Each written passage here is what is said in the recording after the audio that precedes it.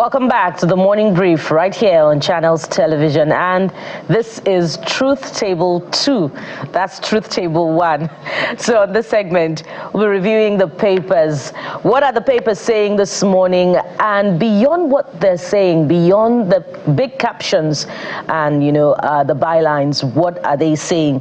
So let's welcome Mr. Adeni Ifetai, a media analyst who'll be helping us process some of the big stories this morning. And we're starting with Blueprint newspapers.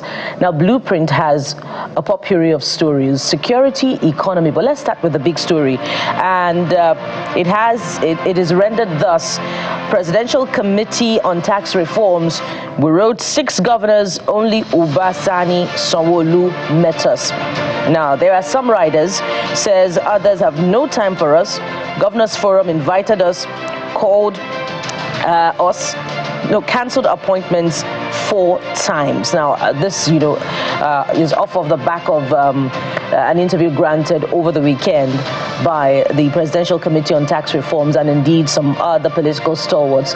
But what seems to be coming off of this is the continuing opposition to the tax reforms, despite, the engagements that the committee has been having across board with legislators and stakeholders in the north. Mr. Adeni, from all of the feelers that we're getting about the controversial tax reform bills, what do you see happening eventually? You recall that Mr. President also spoke about it during his first media chat, and he seems to have a very definite stance on it. So how will it play out eventually? Yeah, what I expect, especially Mr. President, to do, since some of the governors seems to be fighting against it, is that you should call them, immediately, whether you are APC or that PDP, whatever it is.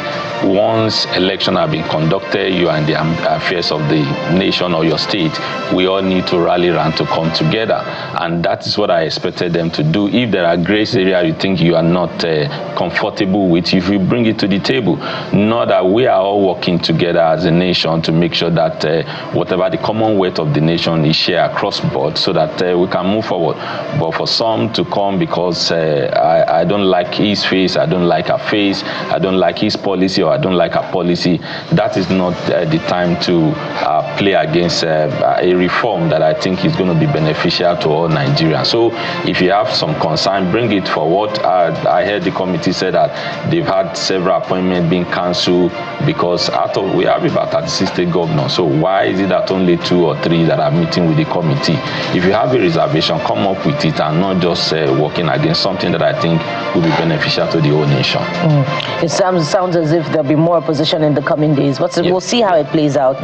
Let's move to The Guardian, and the big story on the front page of The Guardian is this: 3 million barrel per day target, 49.7 trillion naira budget, rest on new FIDs, secure oil assets.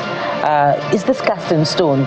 And if it's not, what does borrowing look like for an already burgeoning debt profile for Nigeria?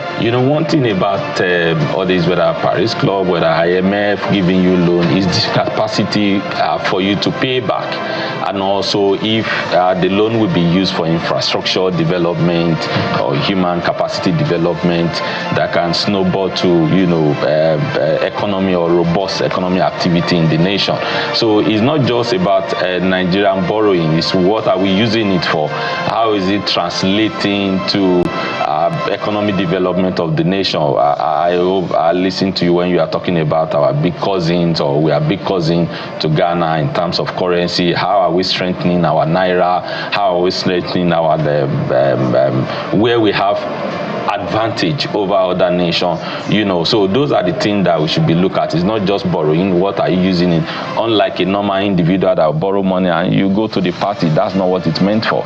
You can borrow, to run your business, to increase your business, to open more branches, to have more things to be going on. So if they are using it judiciously, why not? And I'm sure they have capacity to pay back. All right. Underneath the big story also, we have MDA's defense spending as NAS eyes January spending for budget approval. This is another smooth sail, right? Considering the outlook that we have concerning our current National Assembly, the 10th Assembly. Come again? This is a smooth sail. Yeah. Do you envisage a smooth sail for the budget passage? Yes, of course. Considering that the majority in the House and the National Assembly is also the same party with the current administration. So it will be very easier for them, because I believe they are all working together to make sure that whatever comes from the executive, are looking at the whole thing. And you will notice sometime when they are passing the budget, there will be a time they will add to a sector. Maybe, for example, they say we need 1 trillion to execute this. The National Assembly, in their own wisdom, because they are the majority, they will also add some hundreds of millions of naira to it. And so, of course, it will be a very smooth sail for them for the budget passage.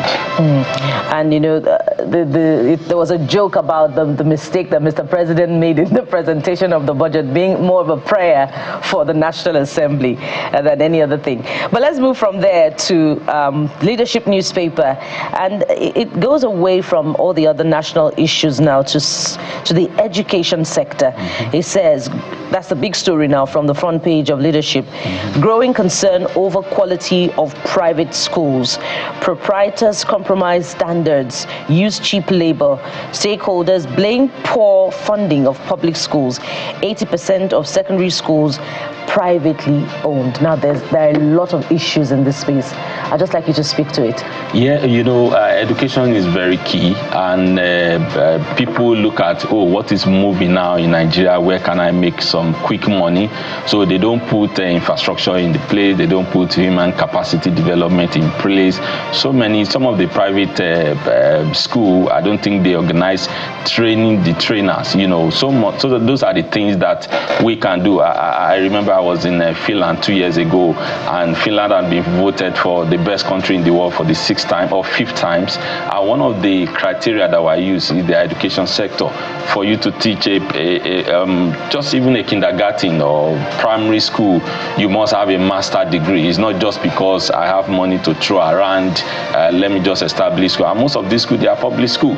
So government needs to do more funding, train the trainers. Some of our curriculum, what have been passed on in the last 20 years, we cannot work in this era and age. So our government have a role to play, and if you have enough resources to invest in education sector, being they say education is the best legacy that we can give to the upcoming generation. So do it with all your heart, put all what it takes. You consider so many schools, they are still using blackboard, not digitalized. There should be an internet enabled in some of our schools so that they can learn real time. It's not just about the old things. You can't continue to do the same thing the same way and expect different results. So this is what you get. And government too. Also, I remember while I was in secondary school, unannounced, some supervisor, they would just come from State Board of Education or whatever it is, I don't think such thing happens. District officers. Yes, they will just come unannounced, and sometimes they will announce that we are coming to look at environment. There should be so many measures put in place, and just like before you can own a university, they say you must have maybe 100 acres of land before you can, not just somebody will just have a building and say, okay, let me put up, and sometimes most of the schools, they are short staffed, because they are trying to micromanage the resources or the facility or the personnel that will run the education sector, and not just because this person is my family, I need to give him employment, just come and teach them their baby, their kids. No, because we are toying with our future. So many questions that could arise from that space. We could ask what education quality assurance officers in the different ministries of education are doing to monitor the private sector, and we can't dismiss also the intervention that the private sector is providing in that space. But let's cover more ground now. This time it will be politics on the front page of the Nigerian Tribune, and it's the presidential candidate of the Labour Party in the 2023 presidential election that is speaking. It's titled New Year Message, My Life Under Threat, Obi Alleges. Of course, you find further details of that story on page 15 of the Nigerian Tribune. And, he's been speaking a lot lately about alliances, and without also not forgetting some of his, attention, is drawing attention to other national issues that the administration should focus on. What does this mean for the 2027 presidential election. Some would say that the politics has already started, and that's why we're hearing such things. Of course, if you remember, was it 2 days ago, talking about, they said this party does not need to merge. You know, a tree cannot make a forest.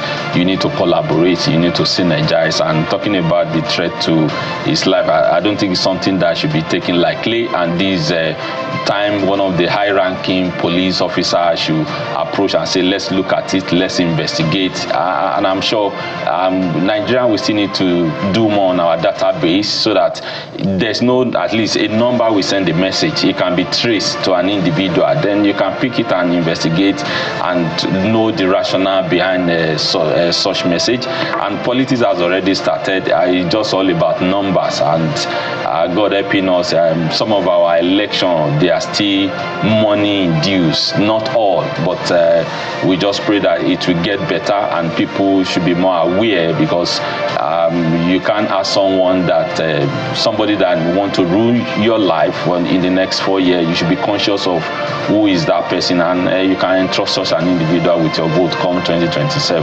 And as you have said, we hope it will not be taken lightly. Let's stay with the Nigerian Tribune briefly. This story is just as important, and you know it formed part of our talking point at the start of the program. ISWAP raids Borno military base, 6 soldiers feared killed. And of course in Katsina, we hear also about what Lakrawa is doing.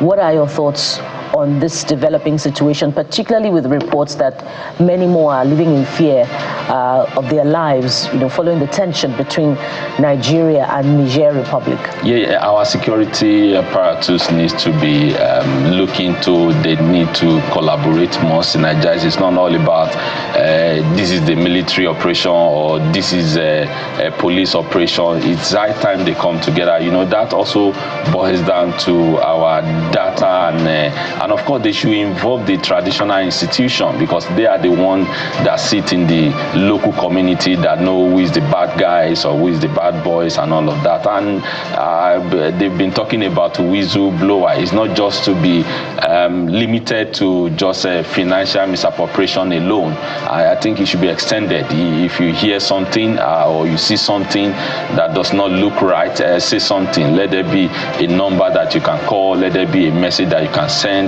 And in those areas that we notice that we've been having difficulties or security challenges, I think it's not if you can locate some batch or some officers, you know, maybe 10 minute distance or 5 kilometers away from each other in case of any emergency, so that there can be a swift response. So it's high time they synergize, and of course they should do more to invest money in software and not for data gathering, so that you know who are the people in this geographical location at every hour or every 30 minutes. So if they can do that, I think it will be very easier for them, and let them reward whistleblower. You see something when it comes to security, you say something. Yeah, and as we say, security is a collective responsibility. Yes. But we hope that, you know, there'll be more confidence building such that citizens can also trust security agents with intelligence. We must thank you very much, Mr. Adini Fetaya. Thank you. Media analyst, thank you for your time on this segment. We hope to do this more and more together. No problem. Yes, in the coming days and weeks. Yeah. Thank you so much. Thank you. We'll take a break now. When we return, the conversation will continue unfolding. We'll be touching on the education sector. Stay with us. We'll be right back.